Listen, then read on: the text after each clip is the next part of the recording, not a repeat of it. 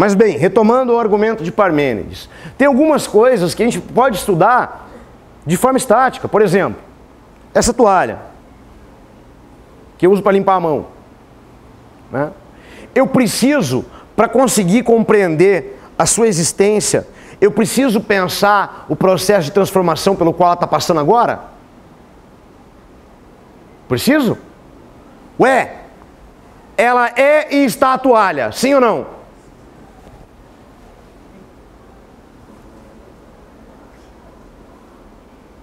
Tá vendo? Então é uma outra maneira de compreender. O fato é que, no tempo do Heráclito, do Parmênides, gente, o que aconteceu é que criou-se uma gigantesca polêmica para tentar descobrir quem é que estava certo e quem é que estava errado. Agora você é um ser humano do século XXI, e eu insisto, todo ser humano é extremamente inteligente em termos de capacidade. Tem alguém aqui que esteja certo e o outro errado? Não. O que existe são as duas maneiras de perceber, ora uma funciona melhor e ora outra. E quem diagnosticou que não há uma pessoa 100% certa e uma pessoa 100% errada aqui, quem foi? Aristóteles, que é um dos grandes nomes da filosofia antiga, que é posterior, é do século IV a.C. Tá? Agora veja, a obra desses caras, o pensamento desses caras, direta e indiretamente, não repercute na nossa forma de pensar até hoje? Sim ou não? Vamos lá. Vamos pensar fenômenos que, de maneira estanque, a gente não conseguiria compreender. A gente precisa ter uma visão processual, baseada em Heráclito, para entender. Deixa eu pegar um fenômeno bem conhecido, bastante famoso, inclusive pela imprensa. O aquecimento global, pronto. O aquecimento global é um processo para ser entendido de que maneira? De maneira estanque e imutável? Ou de maneira processual, dinâmica? Dinâmica. Qual é uma das grandes dificuldades de você estudar aquecimento global? Ele é um processo contínuo que muda a toda hora, a todo minuto, a todo segundo e que interfere, cria variações climáticas diferentes, em sentidos diferentes, em lugares diferentes do mundo simultaneamente. Então, para entender o aquecimento global, eu tenho que partir para uma visão que embrionariamente é de quem? De Heráclito. O que eu estou dizendo é uma coisa mais importante do que você talvez esteja imaginando. Tá? Se não fossem essas pessoas dizerem as coisas que disseram, você e eu, nós todos, conseguiríamos pensar da maneira que pensamos hoje? Provavelmente não. Tá? Então, se eu desconsiderasse a história dessas pessoas, gente, eu provavelmente teria uma situação de realidade hoje muito diferente do que nós temos. Tá? Nós, no século XX, XXI, só somos os seres maravilhosamente bons e muitas vezes maus, com tanto conhecimento que nós podemos gerar, porque muita gente fez o serviço difícil para a gente antes. É daí que eu costumo brincar com uma coisa o tempo todo. Originais mesmo, gente, são os gregos. A partir daí a gente foi fazendo o quê? Copiando, adaptando, modificando, aperfeiçoando. Mas quem fez o serviço pesado, quem efetivamente carregou o piano, foram essas pessoas. E esse é o motivo pelo qual isso cai tanto em prova de vestibular, cai até em prova de concurso que não de vestibular. Porque esses caras estão no fundamento de uma pretensa racionalidade. Tá? Aqui está marcada, então, a linha clara que diferencia o pensamento mítico, religioso, do pensamento filosófico racional. Tá? A partir daqui, o homem se torna absolutamente mais poderoso para estudar e compreender, para criar conhecimento. Tá? É por isso que esses caras, então, você deve considerá-los, pelo menos, como bons amigos. Tá? Pelo menos, bons ancestrais. Tá? Bom, passados os pré-socráticos, gente,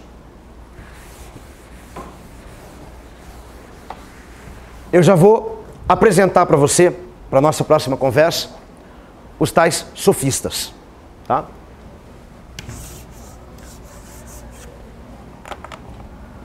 Então, sofistas. Aqui eu vou mencionar Protágoras.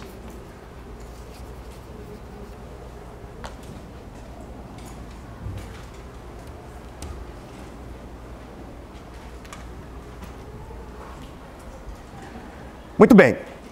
Se de um lado, então, é verdade que os pré-socráticos são considerados os primeiros filósofos da história do Ocidente, por outro lado, eles são razoavelmente contemporâneos a um segundo grupo de filósofos conhecidos pela história da filosofia com o nome de sofistas.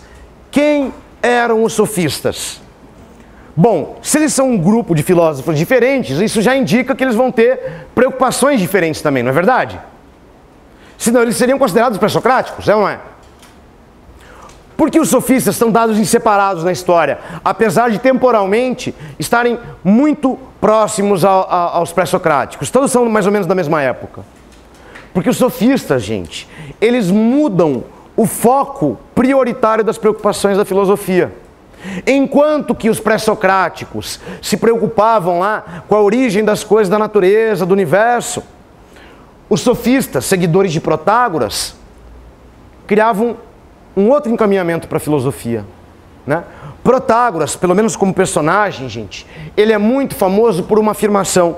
É uma afirmação que aparece até o tempo todo na internet, né? As pessoas usam como frase de efeito, né? Muito embora com sentidos absolutamente malucos às vezes, né? Protágoras dizia: o homem é a medida de todas as coisas.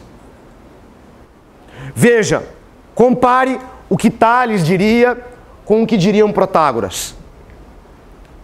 Tales diria: tudo que existe na natureza vem do elemento fundamental água. Protágoras diz: o homem é a medida de todas as coisas. Há uma mudança de foco óbvia, sim ou não? Sim, gente, porque os sofistas vão deixar de preocupar-se principalmente com questões de origem do universo, da natureza, para se preocupar com questões que digam respeito, pelo menos, ao homem. Agora veja que ele afirma que o homem é a medida de todas as coisas. Com isso ele quer estudar o homem como ser? Não necessariamente.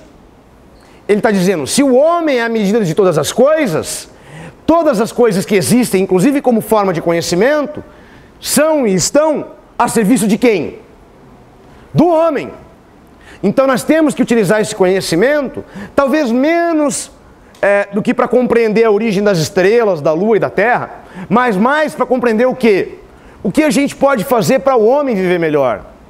Então o que esses caras propõem diretamente é que o conhecimento filosófico seja dirigido, em especial, às questões humanas. Em especial o que envolva a coletividade.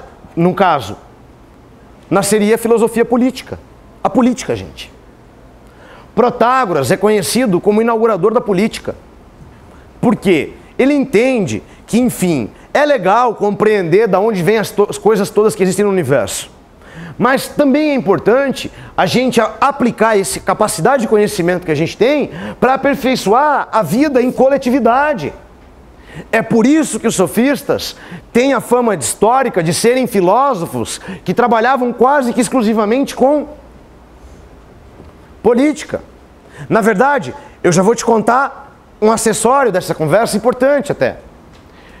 Os sofistas, como Protágoras, eles trabalhavam basicamente em duas áreas da filosofia: filosofia política e retórica. Então tá aqui.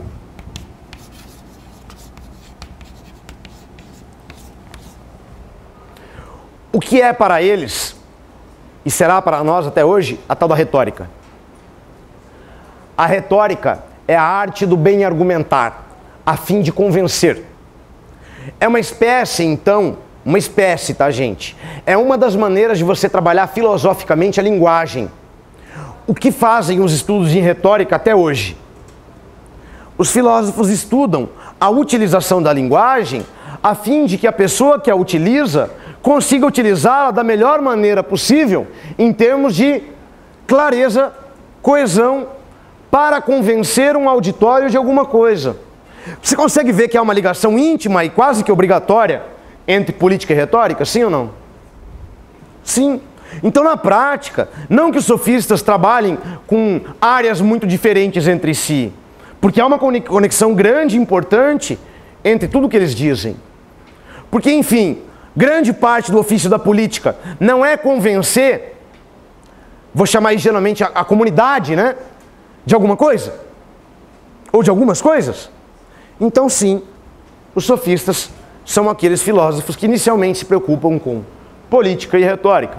Mas você que já tem algum conhecimento de filosofia, poderia argumentar comigo, Raul, você está falando até bastante desse cara aqui, né? Está falando dos sofistas, como por exemplo, Górgias, Hípias. Mas, pelo que eu sei de filosofia, esses caras têm uma fama bem ruim. Tem ou não tem? Tem, gente. Muitos manuais de filosofia e muitos narradores das histórias da filosofia antiga colocam os sofistas numa condição ruim, pejorativa mesmo. Tá? Por quê? Por que eles ficaram mal afamados? Vamos fazer uma transposição da filosofia antiga para a interpretação contemporânea. Hoje, se você chamar uma pessoa de sofista, você está chamando ela de quê? Mentirosa. Mentirosa. Por quê? Porque esses filósofos na antiguidade lidavam com retórica. Agora, é verdade que a retórica ensina a mentir? Não. A retórica, ela faz uma coisa diferente. Ela ensina a argumentar. Necessariamente, quem argumenta, argumenta a fim de mentir?